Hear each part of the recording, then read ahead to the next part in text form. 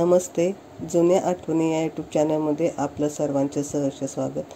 आज आपण बनवणार आहे फणसाचं सांधण. कढईत रवा घेतलाय आणि मंद आचेवर रवा अगदी 5 मिनिटं भाजायचा आहे. आपल्याला जास्त लाल करायचा नाही. रव्याला खूपट वास असतो, त्यासाठी तो व्यवस्थित भाजून घ्यायचा असतो. आता आपला रवा भाजून झालेला आहे. 1.5 वाटी तर आपण फणसाचा गर घेतलाय. त्यामध्ये आपण मीठ टाकूया. त्यामध्ये आपण गूळ टाकूया.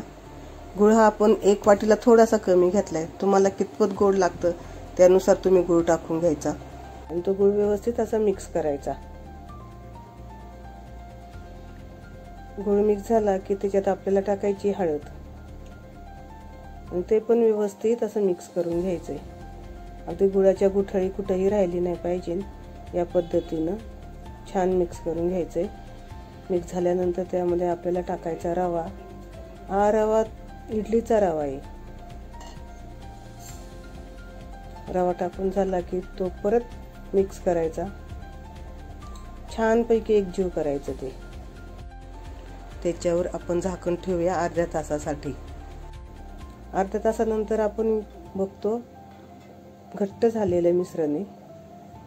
आता ते मिश्रण पुन्हा एकदा आपल्याला मिक्स करायचंय आणि मिक्स करून झाल्यानंतर वाट्या घेतल्या, त्या वाट्यांना तेल लावलेलं आहे.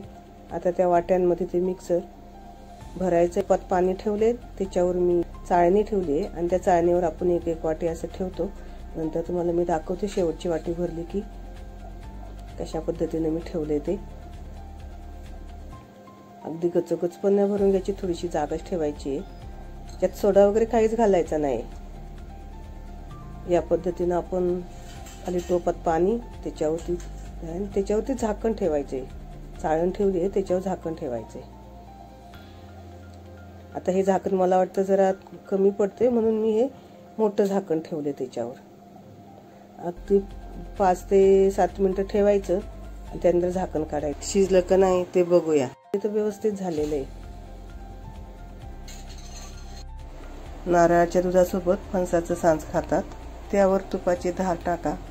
ही व्हिडिओ तुम्हाला आवडली असेल तर आपल्या चॅनलला शेअर, सबस्क्राईब, लाईक करा आणि कमेंट करायला विसरू नका.